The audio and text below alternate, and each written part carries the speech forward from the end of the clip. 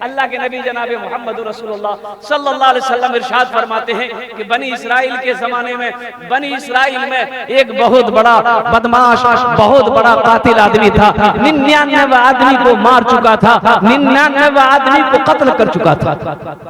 कितने आदमी को मारा बोलो? मुत्तफक़ुन अलैहि हदीस है, सही बुखारी शरीफ की हदीस है।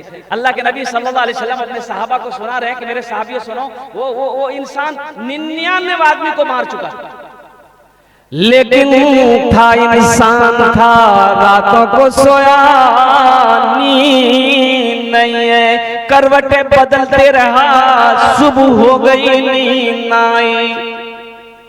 सोचता था एक दिन मौत आएगी, मैं मरूंगा, अल्लाह कटघरे में खड़ा करेगा, अल्लाह अपनी अदालत में खड़ा करेगा, अल्लाह सवाल करेगा, अल्लाह पूछेगा मेरा बंदा 99 आदमी को क्यों मारा, जवाब दे। मैं क्या जवाब दूंगा? शायद ये दुनिया है, अगर मैं अपने गुनाहों से तौबा कर लूं तो शायद अल्लाह मेरी तौबा को कबूल कर ले, लेकिन मसाला जानता ही नहीं, मसला नहीं जानता कि तौबा जो करेंगे तौबा अल्लाह कबूल करेगा कि नहीं करेगा, इल्म नहीं था। तो एक राहिब के पास पहुंचा, ओ आबिद था, राहिब था, राहिब के पास पहुंचा, जाकर बैठा है। राहिब ने पूछा भाई क्या बात है, क्या कहां से आया? मैं फला जगह से आया। क्या बात है? बोला एक मसला पूछनी है। बोला पूछो। तो इस आदमी ने कहा कि हजरत मैं 99 आदमी को अब तक मार चुका हूं। तो उस राहिब ने कहा कि 99 आदमी को मार दिया, तब यहाँ क्या करने आया? बोला हजरत मसाला यही पूछने आया हूँ कि अब मैं तौबा करना चाहता हूँ, क्या अल्लाह मेरी तौबा कबूल करेगा? तो उस राहिब ने कहा शर्म करो, शर्म करो, 99 आदमी को मार के तौबा करने आया, तेरी तौबा हरगिज कबूल नहीं होगी। तो इस शख्स ने कहा अच्छा कबूल नहीं होगी? बोला नहीं होगी। बोला अच्छा। निकाला तलवार, बोला जब तौबे कबूल नहीं होगी तो 99 आंकड़ा कह रहेगा, हम सेंचुरी क्यों मारेंगे, 100 पूरा क्यों नहीं करेंगे? अब वो राहिब का गर्दन उड़ा दिया। कितने हो गए? 100 हो गए। कुछ दिन और गुजरा, कुछ महीने गुजरे, फिर तड़प उठी, फिर रातों को नींद नहीं है, दिल बेचैन है। सोचा कि मैं किसी आलिम से पूछता, मैं किसी आलिम से पूछूंगा। बहुत दूर सफर करके एक आलिम के बारे में पता चला कि एक आलिम फला जगह है। कई दिन सफर करने के बाद उस आलिम के पास पहुंचा, जाकर के अदब से सामने में बैठा। उस आलिम ने निगाह उठाकर देखी उसकी तरफ, निगाह उठा के देखा, कहां से आया? बोला हजरत कई दिनों के सफर करके मैं आपकी बारगाह तक आया हूँ, सिर्फ एक मसला पूछनी है। बोला पूछो। बोला हजरत मैं 100 आदमी को मार चुका हूँ, 100 आदमी को मार चुका हूं, अब मैं तौबा करना चाहता हूं, क्या अल्लाह मेरी तौबा कबूल करेगा? उस आलिम ने अपनी निगाह को उठा के कहा कि हाँ जरूर करेगा, तौबा का दरवाजा खुला है। सुभान अल्लाह, बोले माशाअल्लाह। तौबा का दरवाजा खुला है, तेरी तौबा कबूल हो जाएगी। लेकिन सुनो, ये तेरी तौबा यहाँ कबूल नहीं होगी। वो बस्ती देख रहा है, कहा हजरत देख रहा हूँ, क्योंकि चला जाओ उसी बस्ती में अल्लाह वाले लोग रहते हैं, नेक लोग रहते हैं, सोमो सलात के पाबंद लोग रहते हैं, अल्लाह के बरगजीदा नेक परहेजगार मुत्तकी लोग रहते हैं, नमाजी लोग रहते हैं। उनकी सोहबत में चला जा, उनकी सोहबत में रहकर अल्लाह की बारगाह में तौबा कर लेना, अल्लाह तेरी तौबा को अपनी बारगाह में कबूल कर लेना। अब बताया गया, ये शख्स बड़ा खुश हुआ कि मेरी तौबा को अल्लाह कबूल करेगा। और वो हजरत से मिल के, हजरत की बस्ती से, आलिम के बस्ती से जैसे ही कुछ कदम निकला होगा, चला होगा, ठोकर लगी, ठोकर लगी, यूं मुंह के बल गिरा।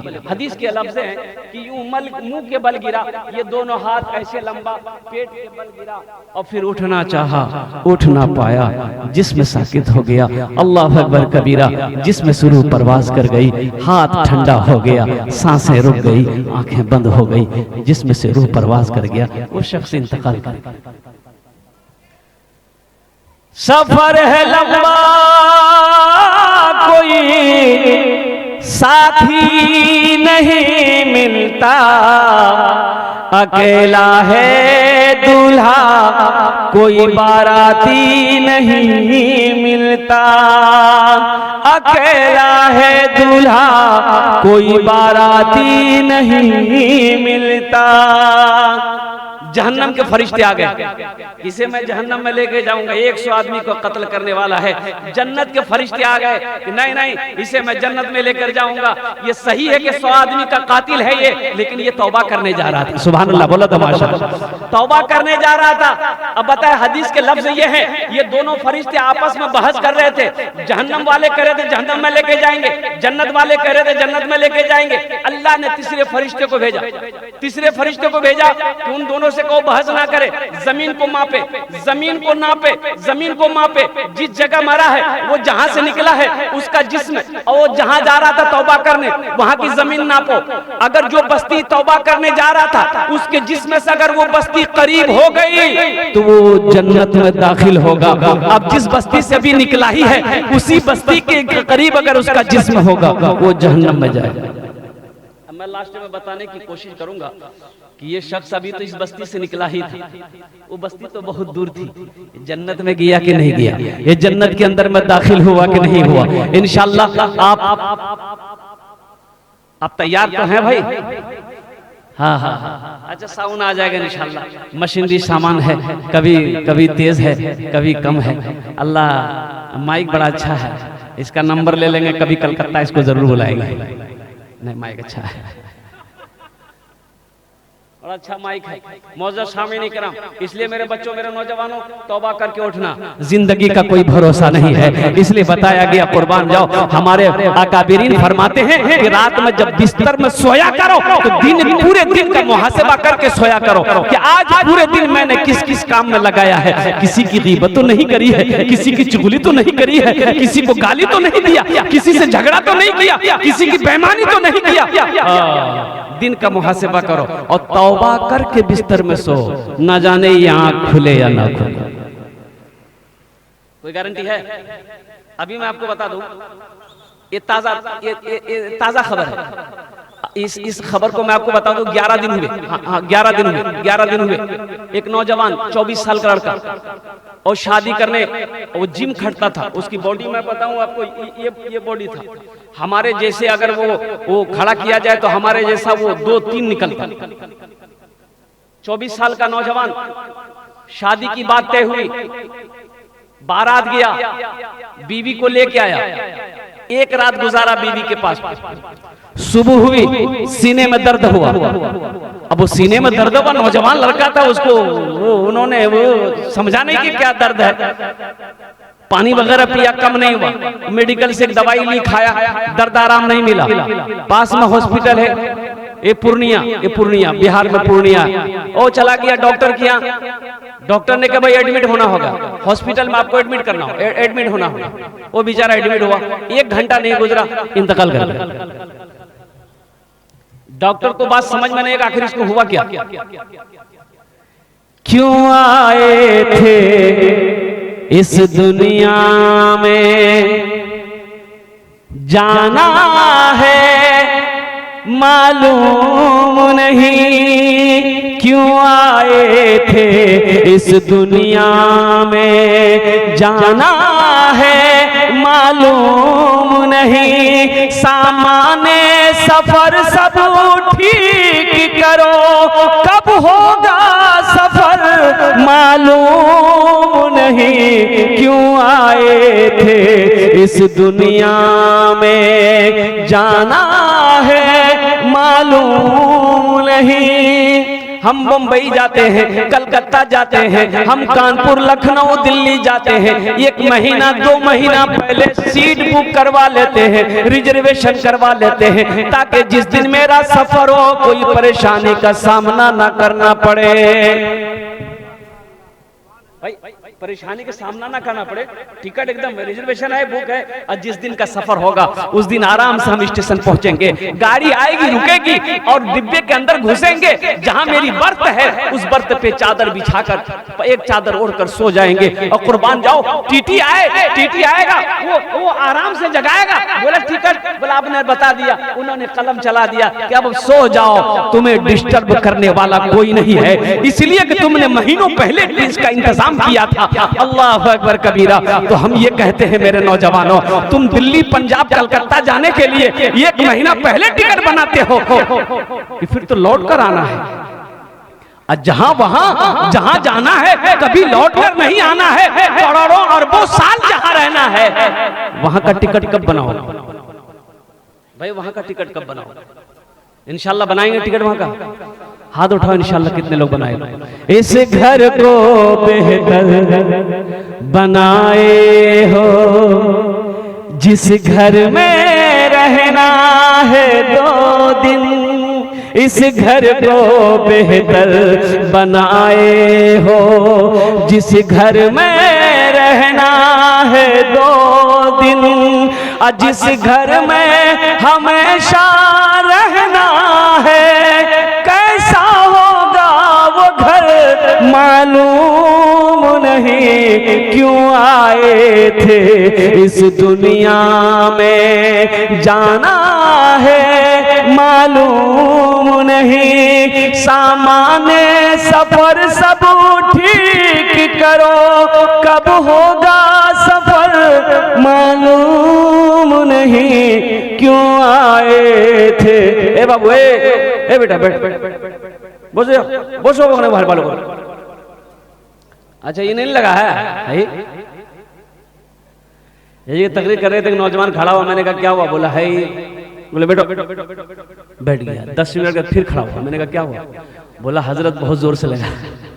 हमने कहा बेटा कुछ देर और बैठ जा, तकरीर खत्म होने वाली है। कुछ देर के बाद मेरी तकरीर खत्म हो गई, बैठा हुआ है, तो मेरी नजर पड़ी तो मैंने इशारा किया कि जाओ।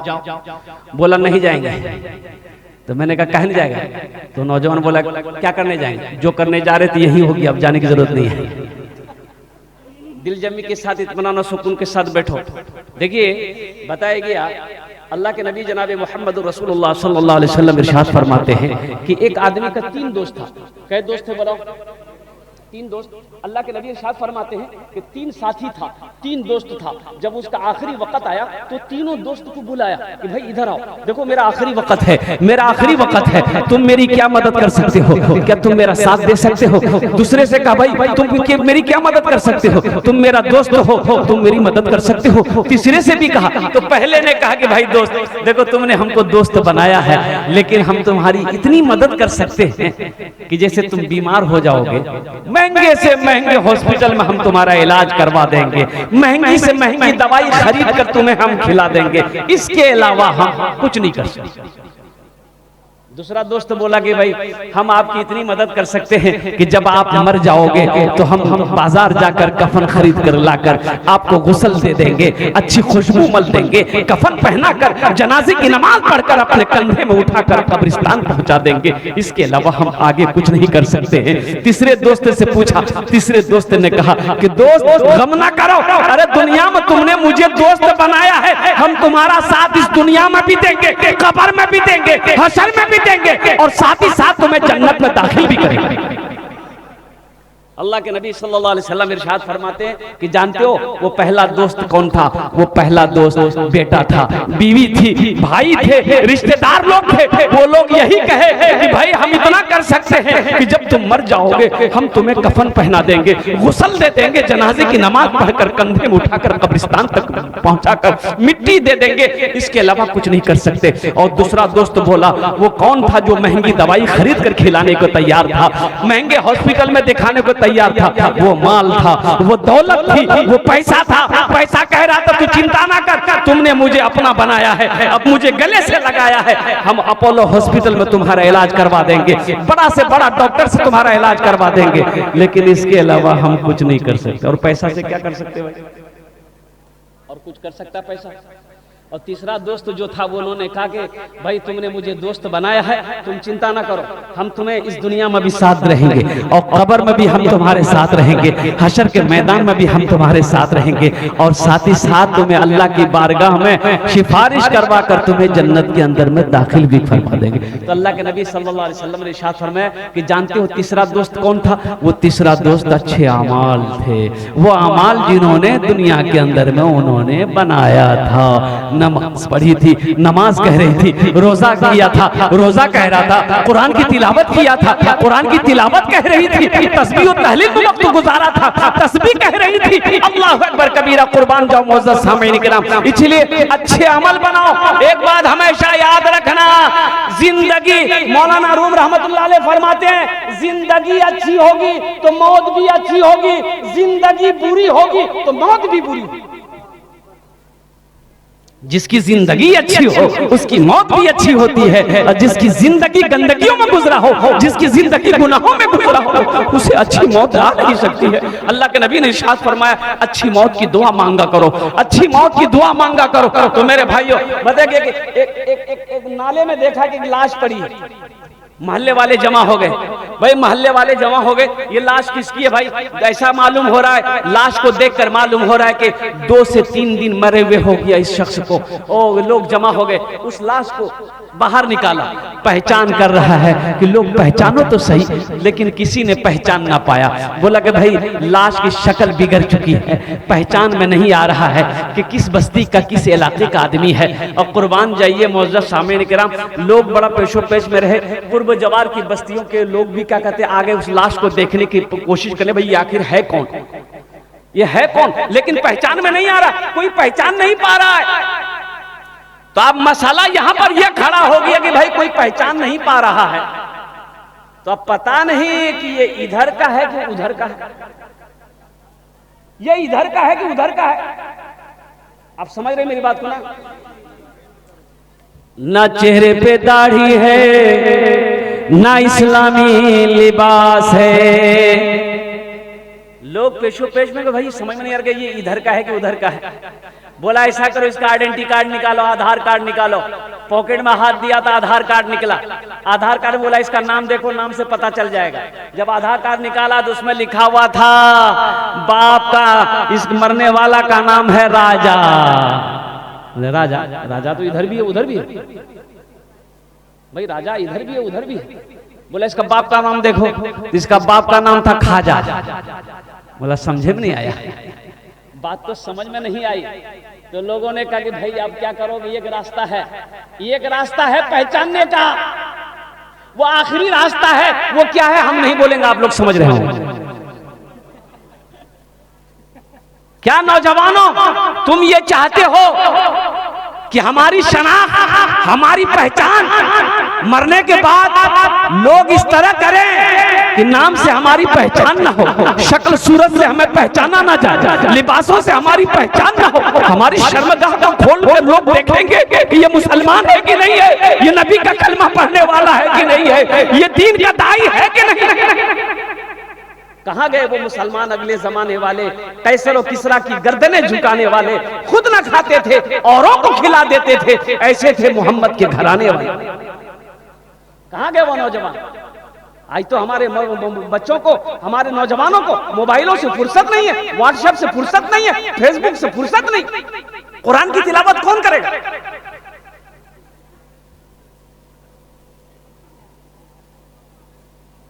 एक आदमी खड़े होकर पेशाब कर रहा था, नाला में खड़े होकर पेशाब कर रहा था।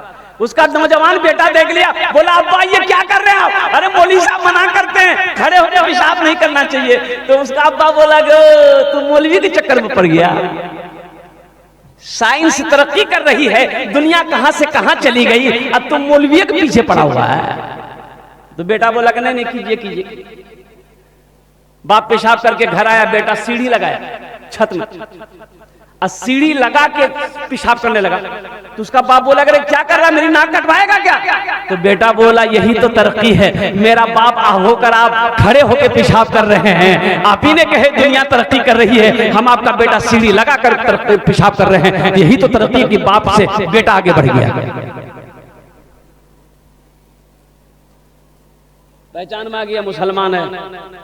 तो गांव वालों को रहम आया, बोला कि भाई लावारिश लाश है, ऐसा करो हम लोग इसका इंतजाम कर देते, तजहीज़ तकफीन का इंतजाम कर देते हैं। लोगों ने कहा भाई ठीक है ऐसा करो, 100 रुपया तुम दो, 100 रुपये तुम दो, 50 रुपये तुम दो, 10 रुपया दे दो। पूरी बस्ती में चंदा किया गया, चंदा इकट्ठा हुआ।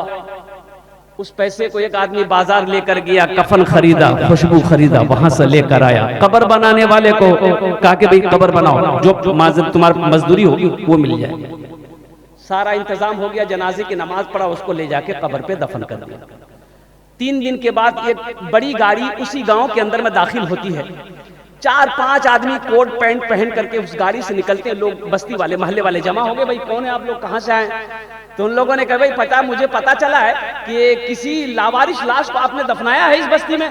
बोला हाँ, 3 दिन पहले एक लावारिश लाश मिली थी और उसको हम लोगों ने देखा कि कोई जानने पहचानने वाला है नहीं, हम लोगों ने चंदा करके उसके कफन का इंतजाम किया और जनाजे की नमाज पढ़ के दफन कर दिए।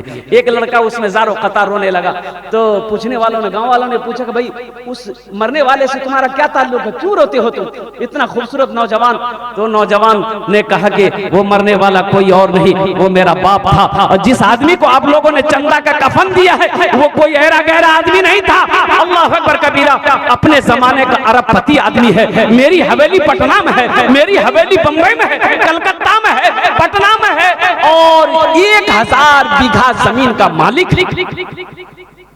कैसी मौत मरा कि अपने पैसे का कफन भी नसीब ना हुआ। इसलिए मेरे बच्चों, अच्छी जिंदगी गुजारो। जिंदगी जिसकी अच्छी होगी उसकी मौत अच्छी होगी, जिसकी जिंदगी बुरी होगी उसकी मौत बुरी होगी।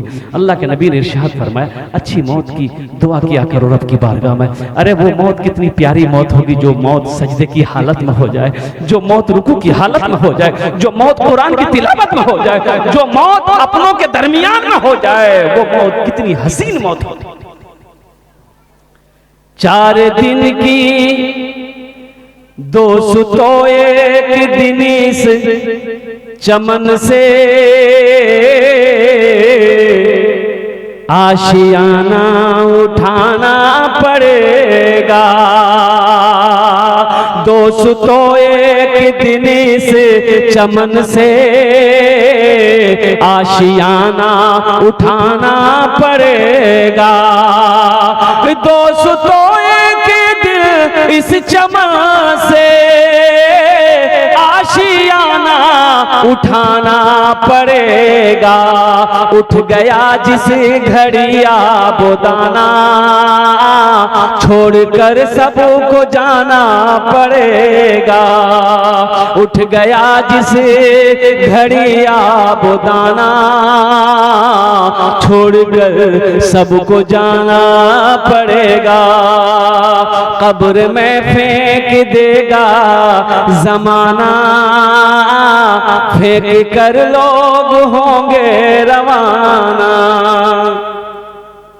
अल्लाह के नबी इरशाद फरमाते कि दुनिया की हकीकत मकड़ी का एक पर के, मच्छर की एक पर के बराबर नहीं है। इस दुनिया की हकीकत, ये दुनिया मकड़ी का पर है। अल्लाह अकबर का मकड़ी का जाला है। इस दुनिया अंधेर दुनिया से निकलो मेरे भाइयों, अपनी आंखों को खोलो, आखिरत को सामने रखो, आखिरत को सामने रखो। आज तो आलम यह है कि कुरान मेरे घर में रखा हुआ है, लेकिन तिलावत से हम महरूम।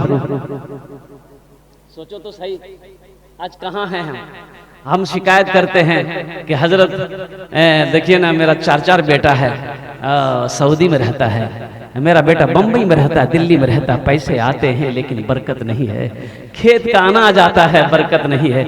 ऐसा पता चलता है कि पैसा इधर से आया इधर निकल जाता है, तो बरकत होगी कहाँ से? हमने बरकत वाली किताब को पढ़ना छोड़ दिया, तिलावत करना छोड़ दिया है। अल्लाह के नबी ने इरशाद फरमाया, जिस घर में सूरह वाक़िया की तिलावत हो जाए उस घर में कभी फाका नहीं, उस घर में कभी फाका नहीं होगा। जिस घर में सूरह वाक़िया की तिलावत हो जाए, और कुर्बान जाइए, अल्लाह अकबर कबीरा। कितने नौजवान हमारा ऐसा है कि जो रोज कुरान की तिलावत करता हो, सूरह रहमान की तिलावत करता हो, सूरह यासीन की तिलावत करता हो, सूरह बकरा की तिलावत करता हो, और सूरह वाक़िया की तिलावत करता हो।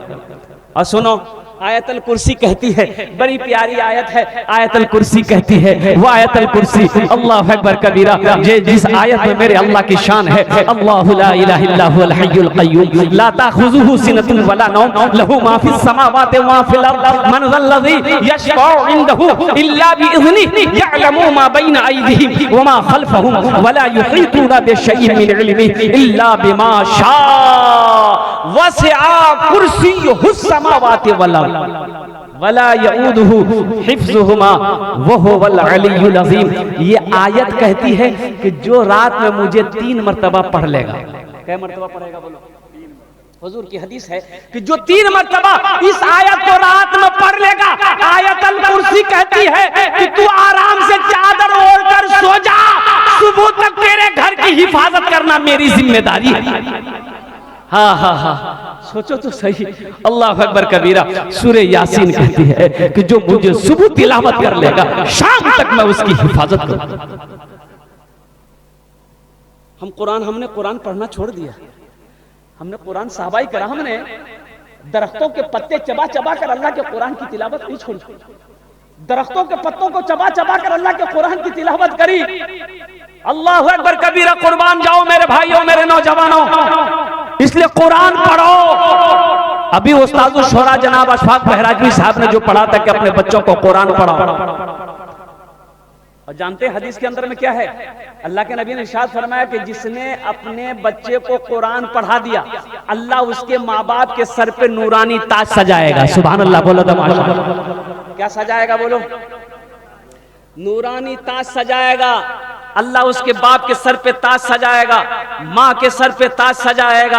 अहले महशर ये पूछेगा अल्लाह के फरिश्ते से कि भाई ये लोग कौन है, ये जमात कौन सी जमात है जिनके सर पे ये ताज है, और उस ताज के अंदर में कितनी रोशनी होगी? अल्लाह के नबी ने इरशाद फरमाया, हजरत मास बिन जबल रज़ी अल्लाह ताला अन्हु रावी हैं, अल्लाह के नबी ने इरशाद फरमाया, ओ मास, ये इस ताज के अंदर में इतनी रोशनी होगी कि सूरज की रोशनी उसके सामने फीकी पड़ जाएगी। पहले महशरियों पूछेंगे अल्लाह के फरिश्ते से, भाई ये कौन है? कोई अंबिया में से है, सिद्दीकीन की जमात है, सालिहीन की जमात है, शोहदा की जमात है, ये लोग कौन है? तो अल्लाह के फरिश्ते कहेंगे नहीं नहीं नहीं, ये सिद्दीकीन की जमात वाले नहीं है, सालिहीन की जमात वाले नहीं है, शोहदा की जमात वाले नहीं है, कि वह कोई अंबिया नहीं है, बल्कि वो माँ बाप है जिन्होंने दुनिया के अंदर में अपने बेटे को कुरान पढ़ाया, जिन्होंने दुनिया के अंदर में अपने बच्चे को कुरान पढ़ाया, जिन्होंने दुनिया के अंदर में अपने बच्चे को हाफिज कुरान बनाया, जिन्होंने दुनिया के अंदर में अपने बेटे को आलिम दीन बनाया था, ये वो माँ बाप हैं जिनके सरों पे अल्लाह ताज पहनाएगा। तो इंशाअल्लाह अपने बच्चों को कुरान पढ़ाएंगे। कितने लोग तैयार है? जरा हाथ उठाओ इंशाअल्लाह। हाँ हाँ हाँ, हशर के मैदान में वो लोग भी हसरत से अफसोस करेंगे, हाथों को मलेंगे, काश हम भी अपने बेटे को हाफिज कुरान बनाए होते, काश हम भी अपने बेटे को कुरान पढ़ाए होते, आलिम दीन बनाए होते, तो आज मेरे सर पे भी अल्लाह ताज सजाता, आज मेरे सर पे भी ताज होता। कुर्बान जाओ, जिसका बेटा हाफिज कुरान हो गया उसका मकाम क्या कहना है? उसका मकाम क्या है? मैंने जो ये झलक बता दी, लेकिन सुनिए, एक हाफिज कुरान 10 आदमी को जन्नत में लेकर जाएगा। कितने को लेकर जाएगा बोलिए? 10 आदमी को लेकर जाएगा। किसको लेकर जाएगा? जिसके ऊपर में जहन्नम वाजिब है, जिसके ऊपर में फरमान मिल गया, अल्लाह का फरमान जारी हो गया, ये जहन्नम में जाएगा, जहन्नम में जाएगा, जहन्नम में जाएगा। जहन्नमी लोग जहन्नम में है, ये अल्लाह का मेहमान हाफिज कुरान को अल्लाह हुक्म देगा, कुरान पढ़ता जा, कुरान पढ़ता जा। और एक रिवायत में है कि ये हाफिज कुरान कुरान पढ़ता जाएगा, इसका दर्जा और इसके बाप का दर्जा को अल्लाह बुलंद करता चला जाएगा। बाप का भी दर्जा को अल्लाह बढ़ाएगा, माँ के दर्जा को भी अल्लाह बढ़ाता चला जाएगा, हाफिज कुरान के भी दर्जे को अल्लाह बढ़ाता चला जाएगा। ये सूरे फातिहा से शुरू करेगा, सूरे वन्नास तक पहुंचेगा, उसकी वहां पर मंजिल होगी हाफिज कुरान।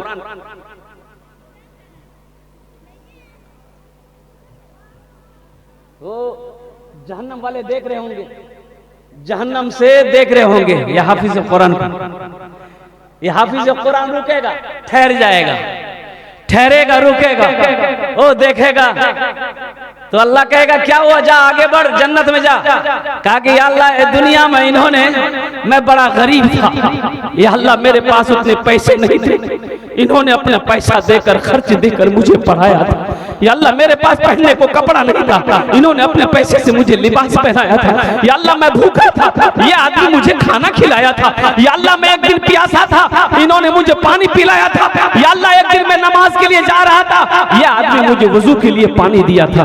तो मेरा अल्लाह कहेगा जा, जिसको तू चाहेगा, जिसके हाथ को पकड़ेगा हम उसे जन्नत के अंदर में दाखिल कर देंगे। सुभान अल्लाह। बताया कि हाफिज कुरान 10 जहन्नमी को जन्नत के अंदर में दाखिल करेगा, और एक आलिम बामल, एक आलिम कितने लोगों को जन्नत में लेकर जाएगा? 400 आदमी को जन्नत में लेकर जाएगा। सुभान अल्लाह, बोला दो माशाअल्लाह। एक आलिम दीन 400 आदमी को जन्नत में लेकर जाएगा। एक हाफिज कुरान 10 आदमी को जन्नत में लेकर जाएगा, और वो जिसको चाहेगा उसको लेकर जाएगा। ये चचा हो, मामा हो, खाला हो, खालू हो, फुफ्फा हो, भाई हो, पड़ोसी हो, मोहल्ला वाला हो, जिसको जानता हो उसको भी ले जा सकता है, वो जिसको नहीं जानता है उसको भी ले जा सकता है। वो जिसको चाहे, हाफिज कुरान जिसको चाहे जन्नत में लेकर जा सकता है। 10 आदमी को जन्नत में लेकर जाएगा। तो क्या आप नहीं चाहते हैं कि हाफिज कुरान मेरा दोस्त बन जाए? भाई हाफिज कुरान से दोस्ती करेंगे भाई, जो हाफिज। और सुनिए, एक हदीस में आपको सुनाता चलो। यमन का हाकिम हजरत मुआज बिन जबल को अल्लाह के नबी ने बनाया कि मुआज तुम यमन चले जाओ, हाकिम बना दिया, तुम यमन के हाकिम, सफर की तैयारी शुरू करो। हजरत मुआज बिन जबल सफर की तैयारी मुकम्मल कर चुके, अब सुबह निकलना है, मदीने पाक की सरजमीन है। हजरत मुआज बिन जबल सारे तैयारी से लेस हैं। अल्लाह के नबी तशरीफ लाए, इरशाद फरमाया मुआज सफर के लिए तैयार हो? कहा कि या रसूल अल्लाह मैं तैयार हूँ। कहा कि सवारी पे बैठ जाओ। ऊंट को इशारा किया, ऊंट बैठ गया। तो अल्लाह के नबी ने फरमाया मुआज ऊंट पर बैठ जाओ, मुआज ऊंट पर बैठ जाओ। हजरत मुआज अल्लाह के नबी का हुक्म का सुनना था, ऊंट पर बैठ गया। ऊंट खड़ा हुआ, अल्लाह के नबी ने यूं रस्सी पकड़ी ऊंट की, रस्सी यूं ऊंट की पकड़ी। आगे आगे अल्लाह के नबी जा रहे हैं और पीछे पीछे ऊंट आ रहा है। उस ऊंट पर बैठा हजरत मुआज बिन जबल है।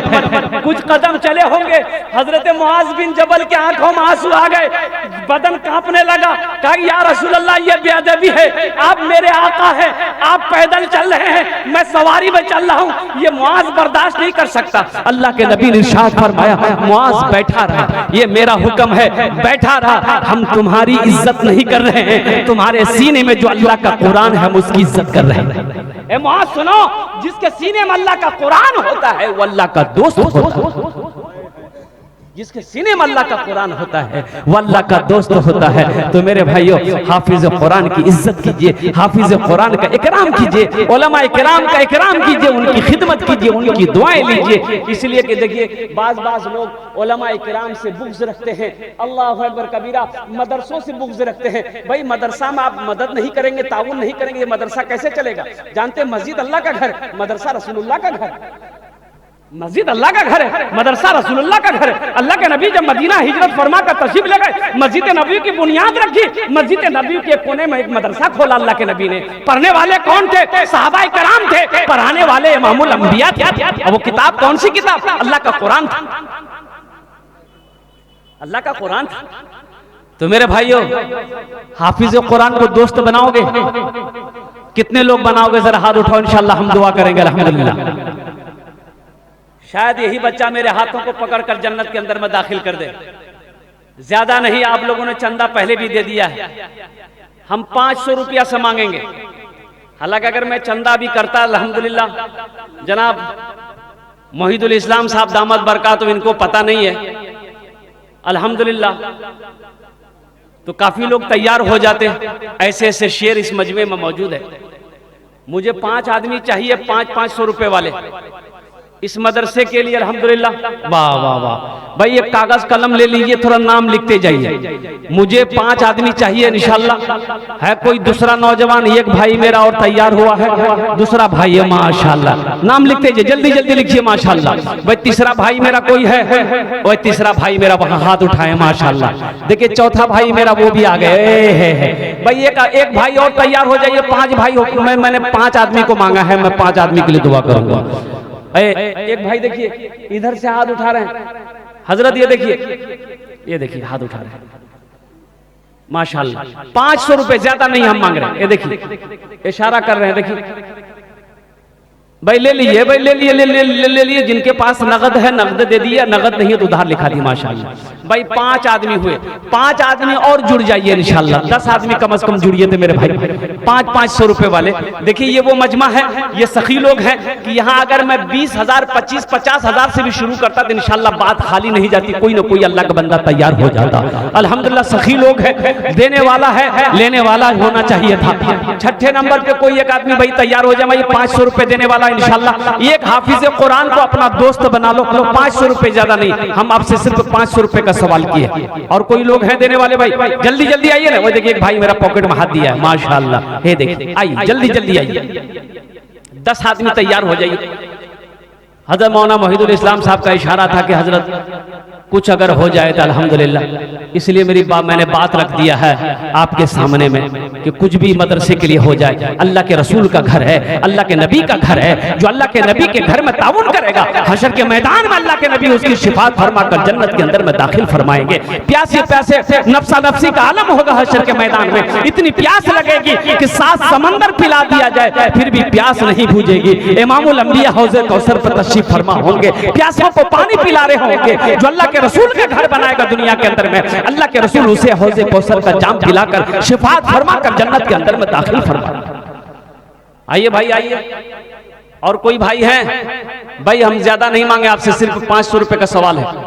और कोई मेरा भाई नकद है नकद दे दो, नकद नहीं तो कम से कम 10 आदमी तैयार हो भाई। 10 आदमी हुए भाई?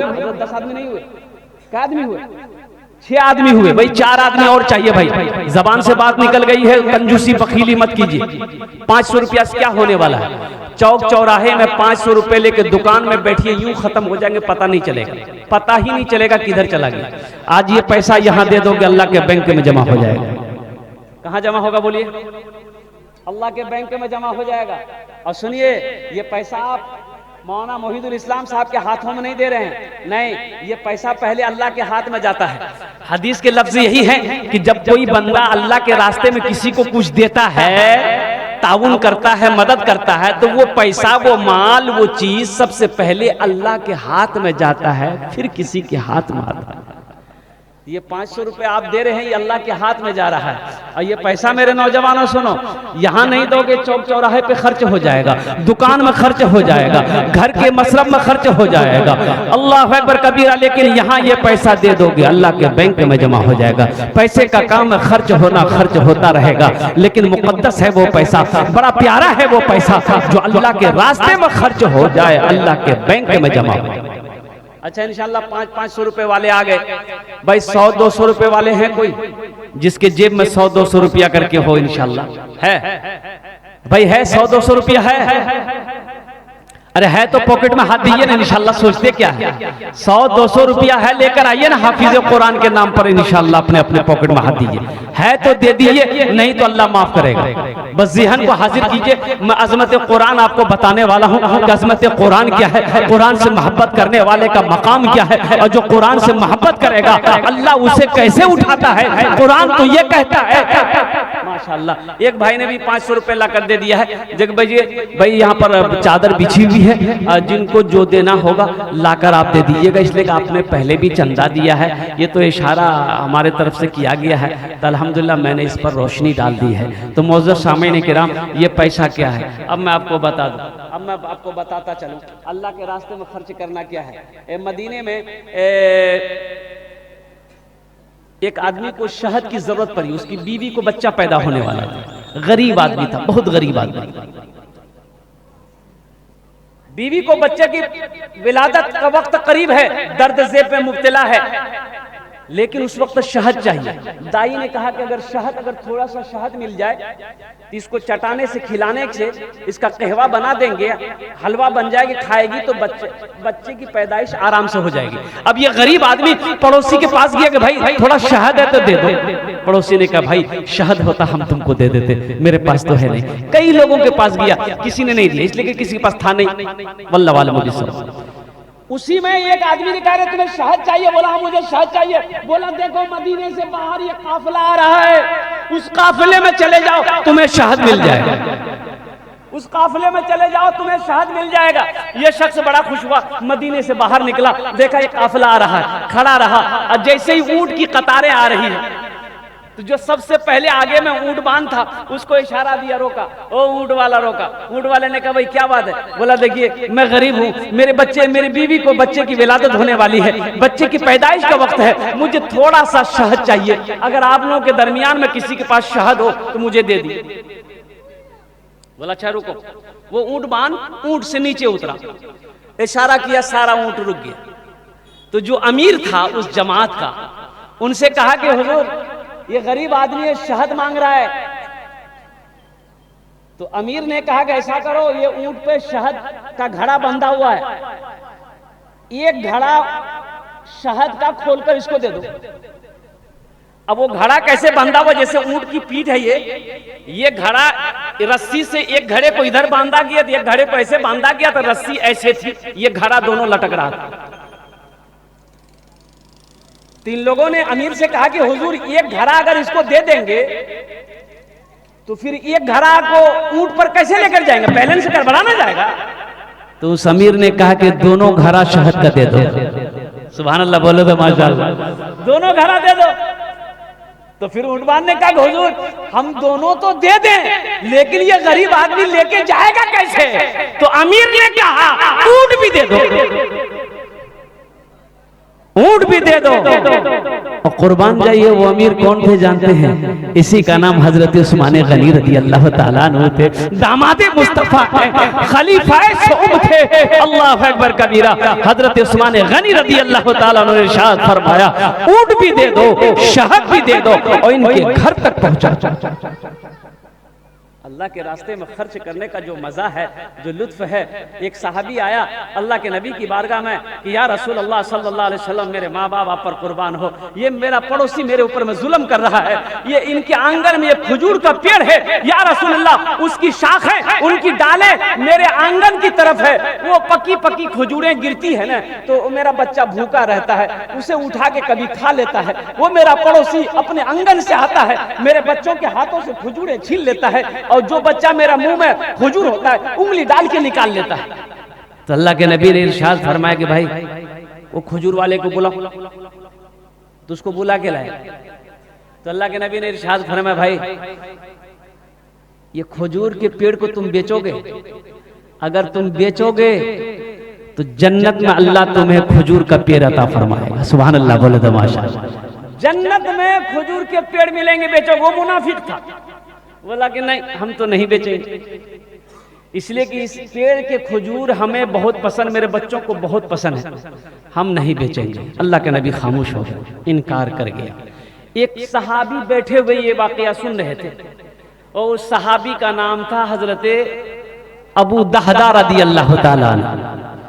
वो जो मुनाफिक उठ के चला गया, तो ये हजरत अबू दहदा ने कहा अल्लाह के नबी से कि या रसूल अल्लाह, वो जो बात आपने उनसे कही कि वो अगर बेच देगा तो उसके बदले में जन्नत में अल्लाह खजूर का पेड़ देगा, तो ये हुक्म किसी के लिए भी है? तो अल्लाह के नबी इरशाद फरमाया हाँ, जो खरीद कर देगा उसके लिए भी यही हुक्म है। कहा कि या रसूल अल्लाह इस ऊंट के इस खजूर के पेड़ को मैं खरीद कर दूंगा। वो भागा भागा गया, उस मुनाफिक के पीछे दौड़ा, घर पहुंचा, मुनाफिक से कहा रुको भाई खजूर का पेड़ बेचोगे? कहा कि नहीं, अल्लाह के नबी को मैंने मना कर दिया। बोला बेचोगे, कितनी कीमत लोगे? मुंह मांगी कीमत दूंगा, बोलो। तो मुनाफिक को तो बेचना था नहीं, उन्होंने कहा कि ऐसा करो, तुम्हारा जो बाग है ना, बाग हजरत अबू दादा का एक बाग था खजूरों का, 600 पेड़ थे उसमें। कितने पेड़ थे भाई बोलिए? 600 पेड़ थे। इस मुनाफिक ने कहा कि दादा बेचेंगे, लेकिन वो जो तुम्हारा बाग है ना जिसमें 600 पेड़ लगे हुए हैं, वो बाग हमें दे दो, ये पेड़ ले लो। तो हजरत अबू दादा ने कहा कि पक्का पक्का, अपने कौल पे पक्का हो, मैं तैयार हूं तुम्हारा एक पेड़ खरीदने के लिए। 600 क्या, अगर मेरे 5 बगीचे होते तो मैं तुझे देकर उस पेड़ को खरीद लेता। बात डन हो गई। वो मुनाफिक भी बड़ा खुश हो गया कि टेढ़े मेरे खजूर के पेड़, एक पेड़ को मैंने बेच दिया और 600 पेड़ मुझे मिल गए। हजरत अबू दादा की बीवी उसी बागीचे में रहती थी, बच्चे भी रहते थे उसी बागीचे में। हजरत अबू दादा दरवाजे पे गए, अंदर भी नहीं गए, अंदर भी नहीं गए, बाहर ही दरवाजे पे आवाज लगाए, अपनी बीवी को आवाज दिया कि ऐसा करो बागीचे से निकल जाओ, मैंने इस पेड़ को, मैंने इस बागीचे को बेच दिया है, जन्नत में खजूर के पेड़ के बदले में मैंने बीवी भी बड़ी खुश हो गई। हजरत अबू दादा के पॉकेट में जो पैसा था, जो दिरहम थे खजूर के बेचे हुए, वो पैसा भी निकाल कर उसी बगीचे के अंदर रख दिया। अल्लाह के नबी की बारगाह में आया, कहा कि या रसूल अल्लाह, मैंने वो पेड़ खरीद लिया है। अल्लाह के नबी मुस्कुराते हैं, इरशाद फरमाते हैं, अबू दादा सुनो, तुमने वो पेड़ खरीद कर मुझे दे दिया है तो सुनो, मेरा फैसला भी अब बदल गया है। मैं अपनी आंखों से देख रहा हूं कि अल्लाह तेरे लिए जन्नत में लाखों महल को तैयार कर रखा है। मेरे भाइयों, मेरे नौजवानों, अल्लाह के रास्ते में खर्च करना सीखो, अल्लाह के रास्ते में देना सीखो। ये मदरसों में मदरसे में पढ़ने वाले बच्चे, जानते हो इन बच्चों का मकाम क्या है? ये बच्चे जो मदरसे में पढ़ते हैं, इनका मकाम क्या है? ये बच्चे वो बच्चे हैं, अगर दुआ के लिए हाथ फैला दे तो जमीन और आसमान के दरमियान में कोई पर्दा नहीं जो इसकी दुआ को रोक सके। अल्लाह कभी तौफीक दे तो मदरसे में वक्त गुजारिए, अल्लाह तौफीक दे 10 मिनट 5 मिनट के लिए मदरसे में बैठिए, ताकि अल्लाह आपके गुनाहों को माफ करे। आज़मत कुरान, कुरान के बारे में बताया गया, ये ऐसी किताब है कि जिस किताब, ऐसी किताब है कि ना ऐसी किताब आई है ना सुबह क़यामत तक कभी ऐसी किताब आए। दुनिया में कोई ऐसी किताब हो, बताइए हमको, कि जिस किताब को आदमी छू ले तो अल्लाह सवाब दे दे? है कोई किताब? है भाई कोई किताब है दुनिया में ऐसी कोई किताब है कि जिस किताब को आदमी देख ले तो अल्लाह उसके गुनाहों को माफ कर दे? हुजूर की हदीस, अल्लाह के नबी ने इरशाद फरमाया, जो कुरान को देखेगा अल्लाह उसके गुनाहों को माफ करेगा। जो कुरान को देखेगा अल्लाह उसके गुनाहों को माफ करेगा। जो कुरान को छुएगा अल्लाह छूने का सवाब देगा। जो कुरान को सुनेगा अल्लाह सुनने का सवाब देगा। और जो कुरान को पढ़ेगा उसका मकाम क्या है? अल्लाह उसे जमीन से उठाकर आसमान की बुलंदी पे पहुंचा देगा। कुरान की तिलावत कीजिए, अपने बच्चों को कुरान पढ़ाइए, अपनी बच्चियों को कुरान पढ़ाइए, घर के अंदर में कुरान की तिलावत करवाइए। अल्लाह अकबर कबीरा। और साथ ही साथ अल्लाह तौफीक दे तो मदरसों के अंदर में ताउन कीजिए, मदरसों के बच्चों को एक वक्त का खाना खिला दीजिए। वहाँ के जो असातिज़ाए किराम हैं उनको दावत करके एक वक्त का खाना खिलाकर अपने पॉकेट में हाथ दो, जो भी मिले मुसाफा की शक्ल में उसके हाथों में दे दो। फिर देखो अल्लाह किस रास्ते से आपकी मदद करता है। अरे किसी को देने से घटता थोड़े, किसी को देने से घटता है, किसी को खिलाने से कम होता है। अल्लाह अकबर कबीरा। कुर्बान जाए मौलाना मोहिदुल इस्लाम साहब दामद बरकातुन, ये मदरसा ये चला रहे हैं, मदरसा रहमानिया। अल्लाह अकबर कबीरा। अल्लाह के रसूल का घर है, अल्लाह के नबी का घर है। इस मदरसे में अगर आप अगर 1500 रुपया महीना में अगर आप दे दोगे तो क्या आप गरीब हो जाओगे? आपका चूल्हा बंद हो जाएगा? आपका कारोबार बंद हो जाएगा? नहीं होगा। अल्लाह के नबी ने इरशाद फरमाया, जिस माल में से लोग अल्लाह के रास्ते में खर्च कर दे, कसम खाई अल्लाह के नबी ने, उस माल में कमी आ ही नहीं सकती है, उस दौलत में कमी आ ही नहीं सकती। न दौलत रहेगी न पैसा रहेगा, अकेले कब्र में तू लेटा रहेगा। न दौलत रहेगी न पैसा रहेगा, अकेले कब्र में तू लेटा रहेगा। न दौलत रहेगी न पैसा रहेगा, अकेले कब्र में तू लेटा रहेगा। छुट्टी तुझसे दुनिया की हर माल दौलत के 2 गज कफन में लपेटा रहेगा। न बेटी रहेगी न बेटा रहेगा, अकेले कब्र में तू लेटा रहेगा। इंशाअल्लाह मदरसे की ताउन करेंगे, हाथ उठाएं इंशाअल्लाह। अल्हम्दुलिल्लाह मदरसे की ताउन करेंगे, असातिज़ाए किराम की खिदमत करेंगे, उलमाए किराम की खिदमत करेंगे, आइम्माए मसाजिद की खिदमत करेंगे, हुफ़ाज़े किराम की खिदमत करेंगे। अल्लाह तौफीक देगा, अल्लाह के रास्ते में हमेशा खर्च करते रहेंगे। मेरा अल्लाह कहता है हमने तुम्हें माल दिया है, तुम खर्च करते रहो, तुम खर्च करते रहोगे, हम तुम्हें देते रहेंगे। अगर तुम रोक लोगे तो हम भी रोक लेंगे। अल्लाह का ऐलान है, हमने तुम्हें माल वाला बनाया है, हमने तुम्हें दौलत दी है, हमने तुम्हें पैसा दिया है, मेरे रास्ते में खर्च करते रहो, तुम खर्च करते रहोगे, हम तुम्हें अता करते रहेंगे, हम तुम्हें देते रहेंगे। अल्लाह के खजाने में किसी चीज की कमी नहीं है। और एक बात याद रखना, अल्लाह किसी का कर्जा नहीं रखता। अल्लाह किसी का, बोलिए भाई, कर्जा रखता अल्लाह? दुनिया के अंदर में, हदीसों के अंदर में है कि अल्लाह हर गुनाह माफ कर देगा, लेकिन अल्लाह कर्जा माफ नहीं करेगा। अल्लाह कर्जा माफ नहीं करेगा, जिसका कर्जा है वही माफ करेगा, जब भी अल्लाह माफ करेगा। इसलिए दुनिया के अंदर में किसी से कर्ज लो तो वापस कर दो, उसको अदा कर दो। अगर अदा नहीं कर सकते हो तो उससे माफी मांग लो, शायद कि कर्जा वाला माफ कर देगा तो मेरा अल्लाह माफ कर देगा। नहीं, अगर कर्जा वाला नहीं माफ किया, आप कर्जा अदा किए बगैर मर गए, हशर के मैदान में आपकी नेकियां उसको दे दी जाएगी, फिर भी ये कर्जा अदा नहीं होगा तो वो जिसका कर्जा उसका गुनाह आपके सरों पर रख दिया जाएगा। अल्लाह किसी का कर्जा नहीं रखता। तो अल्लाह कुरान में कहता है मन ज़ल्लज़ी युक़रिदुल्लाह क़र्दन हसना। कितने प्यारे अंदाज में अल्लाह कहता है मेरा कि मेरा कोई बंदा है जो मुझे कर्ज़े हसना दे दे, है मेरा कोई बंदा जो मुझे कर्जा दे। अल्लाह कर्जा मांग रहा है, किसके लिए मांग रहा है? हजरत उमर ने पूछा कि या रसूल अल्लाह, अल्लाह को तो पैसे की जरूरत नहीं है, वो खाने से पाक है, वो हर चीज से पाक है, अल्लाह किसके लिए मांग रहा है? तो अल्लाह के नबी ने इरशाद फरमाया, अल्लाह यतीमों के लिए मांग रहा है, गरीबों के लिए मांग रहा है, बेसहारों के लिए मांग रहा है, भूखों के लिए अल्लाह मांग रहा है कि तुम मुझे कर्जा दे दो, भूखों को खिला दोगे, नंगों को कपड़ा पहना दोगे, गरीबों की मदद कर दोगे, मदरसे में पढ़ने वाले बच्चों की मदद कर दोगे, समझो ये तुम्हारा मेरे ऊपर कर्जा है, इसका बदला हम इस जान में भी देंगे, आखिरत में भी अता फरमाएंगे। मेरा अल्लाह इन्हीं लोगों के लिए कर्जा मांग रहा है। मन ज़ल्लज़ी युक़रिदुल्लाह क़र्दन हसना, है मेरा कोई बंदा जो मुझे कर्ज हसना दे दे। ये 500 रुपया, 200 रुपया, 100 रुपया तुमने आपने दिया है, ये अल्लाह को आपने कर्जा दिया है। अल्लाह किसी का कर्जा नहीं रखता है, अल्लाह किसी का एहसान नहीं रखता है। और इसका बदला क्या मिलेगा? आओ अल्लाह के कुरान से पूछते हैं, अल्लाह के कुरान, ये हमने पैसा दिया है, इसका बदला क्या है? तो अल्लाह का कुरान कहता है मन जा बिल हसनति फलहु अशरु अमसालिहा। मेरा अल्लाह कहता है जो मेरे रास्ते में 1 रुपए खर्च करेगा, हम 1 के बदले 10 कितना मिलेगा? 1 के बदले, बोलो भाई। और हदीसों के लफ्ज हैं कि अल्लाह 1 के बदले 70 अता फरमाएगा।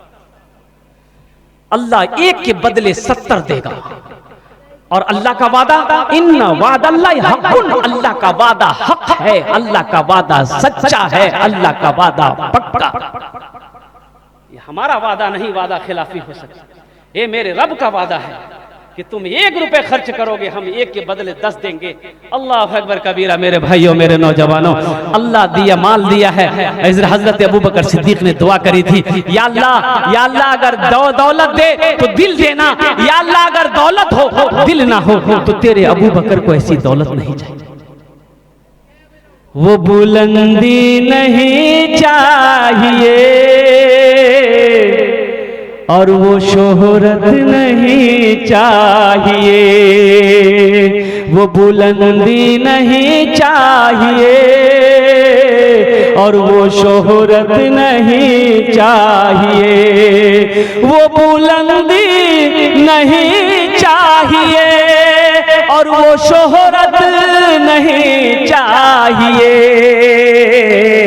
जिसको पाकर भुला दूं उन्हें ऐसी दौलत नहीं चाहिए, जिसको पाकर भुला दूं उन्हें ऐसी दौलत नहीं चाहिए। जब मैं पहुंचूंगा शहरे नबी उनसे जाकर कहूंगा यही, जिंदगी भर यहाँ से मुझे अब इजाजत नहीं चाहिए, जिंदगी भर यहाँ से मुझे अब इजाजत नहीं चाहिए। अल्लाह कभी दे के आजमाता है, अल्लाह कभी ले के आजमाता है। मदरसा दारुल उलूम नदवतुल उलमा लखनऊ नदवा यूनिवर्सिटी, वो शख्सियत अब भी मौजूद है, वो हस्ती अब भी मौजूद है। हजरत मौलाना सज्जाद नोमानी साहब दामत बरकातहुम फरमाते हैं, मेरा बचपना था, मदरसे में पढ़ने आता था, एक रोज असर की नमाज पढ़ के निकला, देखा मदरसे के दरवाजे पे एक अपाहज एक पैर का आदमी बैठा हुआ है। एक ही पैर है, ये पैर यहाँ से खत्म है, ये पैर पे वो मदरसे के गेट पे बैठा हुआ है। तो मैं खड़ा होकर, बच्चे थे, मैं खड़ा होकर उसको देखने लगा कि काहे के लिए बैठा है। उसकी समझ में नहीं कि काहे के लिए बैठा है, भीख मांगने के लिए बैठा होगा, काहे के लिए बैठा है। लोग आते रहे जाते रहे, लेकिन किसी ने उसकी मदद नहीं करी, एक रुपए से भी, एक पैसे से भी मदद नहीं करी। तो वो मगरिब की अजान जैसे हुई, वो शख्स चला गया, ये लोग मदरसे चले गए। दूसरे दिन देखा असर के वक्त फिर मदरसे के गेट पे वो आदमी बैठा हुआ है। मगरब का वक्त तो चला गया, जब 3 दिन हो गया किसी ने उसकी मदद नहीं करी, तो मौलाना सज्जाद नोमानी साहब कहते हैं कि मैंने फैसला कर लिया कि कल अपनी माँ से मेरी माँ रोजाना मुझे 2 रुपया मदरसे के खर्च के लिए देती है। कल मैं अपनी माँ से 4 रुपए मांग कर लाऊंगा, 2 रुपए मैं खर्च करूंगा और 2 रुपया मैं इस गरीब की मदद करूंगा। सुभान अल्लाह, बोले तो माशाअल्लाह। बच्चे के हौसले को देखो, बच्चे के जज्बे को देखो, बच्चे की मोहब्बत को देखो। अल्लाह अकबर कबीरा। घर चले गए, जब आने लगे तो माँ ने अपने आंचल से निकाल कर 2 रुपया दिया। तो हजरत मौलाना सज्जाद नोमानी साहब कहते अपनी माँ को कि अम्मी जान, आज मुझे 2 रुपया नहीं, मुझे 4 रुपए चाहिए था। तो माँ के आंखों में आंसू आ गए। माँ कहती है कि बेटा तुम्हें पता भी है ये 2 रुपए का मैं कितनी मुश्किल से मैं तेरे लिए इंतजाम करती हूँ। बेटा तेरा बाप तो है नहीं, ये पैसे का इंतजाम मैं 4 रुपए लेके तू क्या करेगा। तो मौलाना सज्जाद नोमानी साहब ने कहा कि अम्मी जान, मैं मदरसे के गेट पर एक अपाहज, एक गरीब आदमी को मैं 3 दिन से देखता हूँ, बैठा हुआ है, लेकिन आने जाने वाला आता जाता है, देखकर चला जाता है, उसकी कोई मदद नहीं करता है। कल मैंने फैसला किया था कि मैं आपसे कहूँगा 4 रुपए लेकर आऊँगा, 2 रुपए मैं अपने खर्च के लिए रखूँगा, 2 रुपए से उस गरीब की मदद कर दूँगा। तो उसकी माँ दुपट्टे से आंखों के आंसू पोंछती है, कहती है कि मेरे लाल जरा इधर करीब आ जा, मेरे सीने से लग जा, तेरे जज्बे को सलाम, तेरे जज्बे को सलाम मेरा बेटा। अरे मेरा बेटा भी आखिर क्यों बेटा है मेरा बेटा, गम ना कर, तेरी माँ के पास पैसा नहीं है तो क्या हुआ, मेरे हाथों में सोने के कंगन किस दिन काम आएंगे। सुभान अल्लाह। गरीब की बात आ गई है, मदद की बात आ गई है। बेटा ये सोने के कंगन ले जा, बाजार बेच, और जितने पैसे मिले उस गरीब की मदद कर दे, इसका बदला मेरा अल्लाह देगा। मौलाना सज्जाद नोमानी साहब दामत बरकातुहुम फरमाते हैं कि माँ ने उसी वक्त उस कंगन को खोली और मेरे हाथों में दिया। मैं मदरसा आया, अपने बड़ों को साथ लिया। अल्लाह इन्होंने मुझे इनाम दिया। मेरे वालिदैन तो इस दुनिया में है नहीं, इंतकाल कर गए। मेरी माँ भी नहीं है, बाप भी नहीं है, कई साल हो गए। आज भी माँ की याद आती है। मैंने तो उस पर भी रोशनी डालने की कोशिश की थी, आयत पढ़ी थी, वक़दा रब्बुका अल्ला ताबुदू इल्ला इय्याहु व बिल वालिदैनि इहसाना। लेकिन वक्त की किल्लत, आप लोग भी थक चुके होंगे, इसलिए उस पर रोशनी डालने से पहले, और मैं आपको क्या बताऊं, आज भी ये आलम है कि कभी कभी माँ की याद जब आती है तो रातों की नींदें खत्म हो जाती हैं। बहुत सारे लोग इसमें बैठे हैं जिसकी माँ नहीं है, बाप नहीं है, और उनके लिए तो मैं यही शेर कहूँगा, मत पूछो रातों को मैं भी कैसे कैसे सोता हूँ, मत पूछो रातों को मैं भी कैसे कैसे सोता हूँ, जब जब माँ की याद सताए चुपके रोता हूँ, चुपके रोता हूँ। मत पूछो रातों को मैं भी कैसे कैसे सोता हूँ। जब जब माँ की याद सताए चुपके रोता हूँ, चुपके रोता हूँ। है दर माँ के चरणों में तन मन धन कुर्बान है जिनके सर पे माँ की ममता जग में बड़ा इंसान है, जग में बड़ा इंसान है। जो माँ की ममता ना समझे वो कितना नादान है, वो कितना नादान है। पीते पीते दूध कभी चल में जब छुप जाते थे, खुद ठंडक में माँ सोती गोदी में हम सो जाते थे, गोदी में हम सो जाते थे। माँ बोली मन भावन मेरा बेटा रूप समान है, जो माँ की ममता ना समझे वो कितना नादान है, वो कितना नादान है।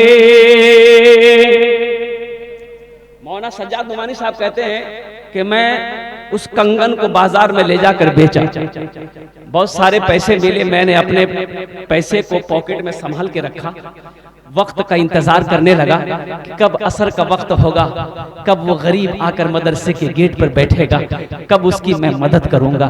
वो वक्त भी आ गया, मदरसे के दरवाजे पे असर के वक्त निकला, देखा वो गरीब मजदूर आदमी बैठा हुआ है।